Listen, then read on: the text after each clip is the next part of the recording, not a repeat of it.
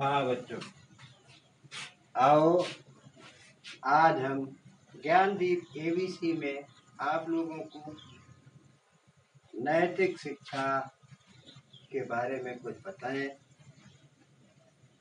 बच्चों देखो, आज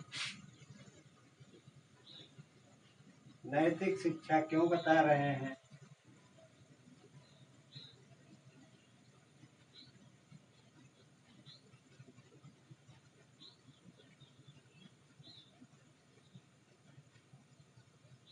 क्योंकि नवरात्रि का आरंभ हो गया है। आप लोग ज़्यादातर उसी में फंसे रहते हैं, इसलिए आप लोगों को आज हम कहानी सुना रहे हैं। बच्चों, जब हम किसी भी कार्य को सही दिशा में करते हैं तो हमारा कार्य सिद्ध होता है। बच्चों, किसी समय की बात है, कोई एक हट्टा कट्टा मजबूत व्यक्ति कहीं से आ रहा था, ट्रेन से उतरा। उसके पास सामान अधिक था। वह जिस समय स्टेशन से बाहर निकला, उसी समय एक टैक्सी वाला मिला। उसने टैक्सी वाले से पूछा कि भैया, उस स्थान का आप कितना किराया लेंगे? उसने कहा 200 रुपए।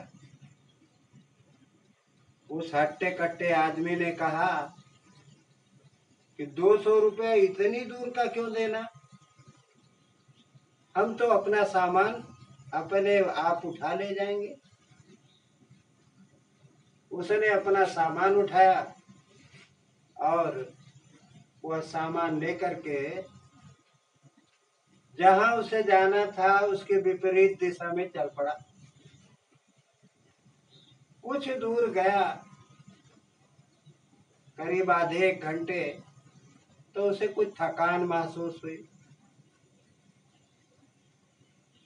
संजोगवश वही टैक्सी वाला पुनः उसी रास्ते से जा रहा था। तो उसने टैक्सी वाले से पूछा,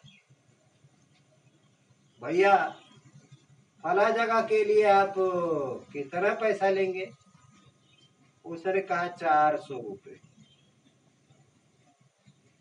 उसने कहा, जब स्टेशन पर मैंने पूछा तो आपने 200 बताया।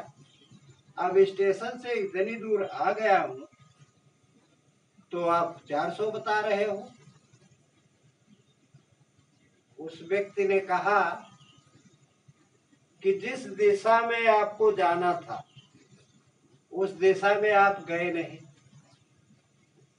और उल्टी दिशा में आपने आधी दूरी तय कर ली। इसलिए उस दिशा में पहुंचने और ये आधी दूरी तय करने के लिए हमारा समय तो उतना व्यय होगा जितना नहीं चाहिए था, इसलिए हम 400 लेंगे। तो उसने 400 दे करके टैक्सी की सवारी कर दी और जितने समय में उसे पहुंचना था उसके डेढ़ा समय में वो वहां पहुंचा। इसीलिए कहा गया है कि जब सही दिशा में आदमी कार्य को करता है और सही दिशा में परिश्रम करने पर हमें सफलता जरूर मिलती है, लेकिन विपरीत दिशा में कार्य करने से हम असफल हो जाते हैं। बच्चों, इस कहानी से आपको क्या शिक्षा मिली? कि हमें परिश्रम सही दिशा में करना चाहिए।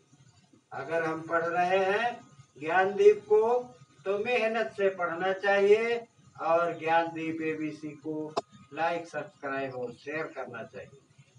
जहाँ नहीं समझ में आता वहाँ आपको कमेंट में जरूर लिखना चाहिए कि हमें समझ में नहीं आया।